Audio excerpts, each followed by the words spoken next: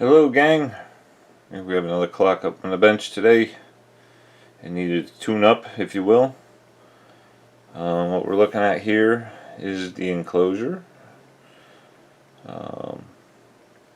Not real sure of the history on this particular clock, whether it was a gift or some sort of a commemorative item purchased or handed out to certain individuals, possibly associated with the Olympics 1980 Lake Placid event, where I believe the Miracle on Ice took place. Look up that history. But what I really love is what's inside. Be nice to keep it original, but I am tempted to take this beautiful circuit here and build another case for it. Clear plexiglass and maybe a wood frame. I'm not sure, but definitely keep the original case around because it is authentic to this clock here. I've never seen another one of these. We have name Vistacron.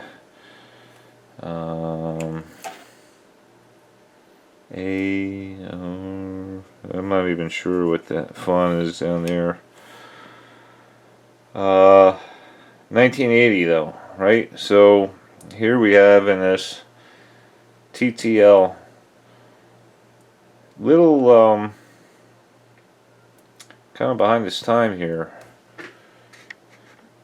That's a 70s technology still being used in the 80s. CMOS was a little more widely used at this point in time. So why do we have power hogging TTL on a clock? That's interesting. Nonetheless, I do like it. We have some packages in here. 1970, 75, 76, 79. Yeah, so the dates, oldest ones here, 7492s with gold pins from 1970. Interesting. Anyway, 4-digit clock using the Minitron Displays. Fuji 3015F is what was in here. Get into it in a minute. I had to do a little work to this clock. I had a problem with the displays. I was able to find some other used ones, but these things go for like $30 a piece now, and I just didn't want to spend that much money on this clock, although I was close to doing it until I found another device that actually had these displays in it, which I was able to harvest from that. I do have some IEE FFD-11 displays that are pin compatible with these. They are also Minitron incandescent displays.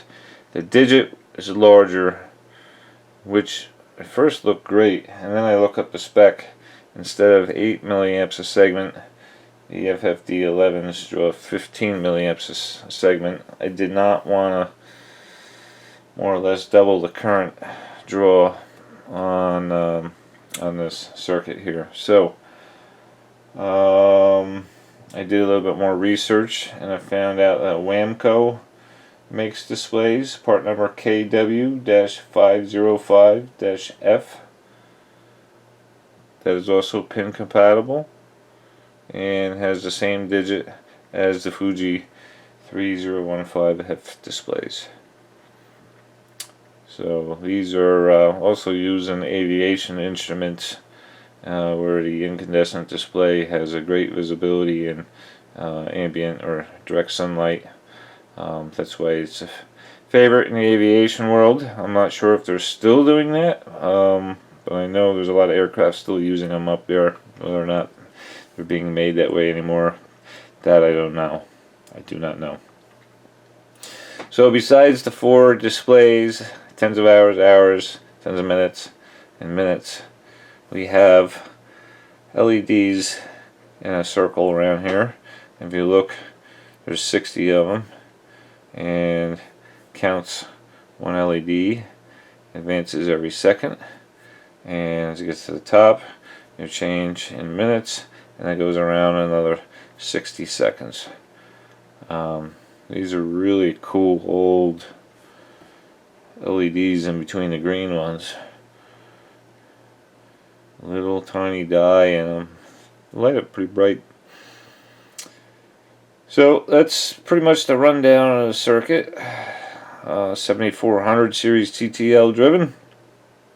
What we had to do is, upon purchasing, I noticed the displays, the filaments were all wavy and funny looking. So pretty much like anything, you crack it open, you start investigating just to make sure everything looks good, and put a voltmeter across the logic supply and found it to be very high.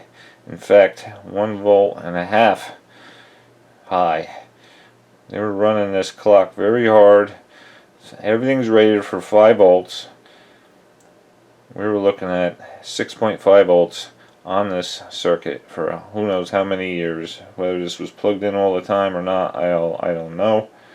But it's amazing that the logic packages survived that. Pretty robust, that 7400 series TTL. The displays did survive to some extent, although the filaments were all wavy from being driven so hard, and they were virtually pretty dim. So I changed them out. I got something that filaments look a little bit better, but even so, I think these have some hours on them because they're not as bright as they could be for typical Minitron display. So there we have it. It's a rundown of this clock. I'll shut it down a second, and we'll flip it over. And there's a big debate on what to do as far as to get the voltage down on supply.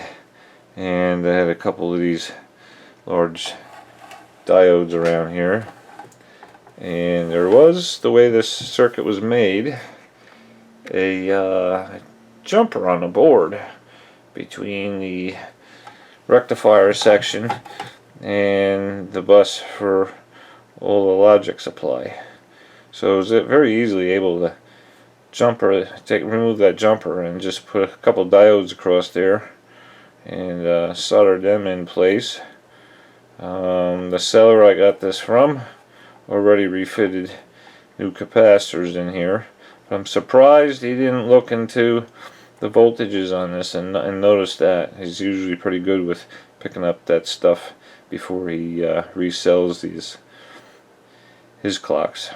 So it's a seller I bought from before, and hopefully he lists more soon because I like what he sells.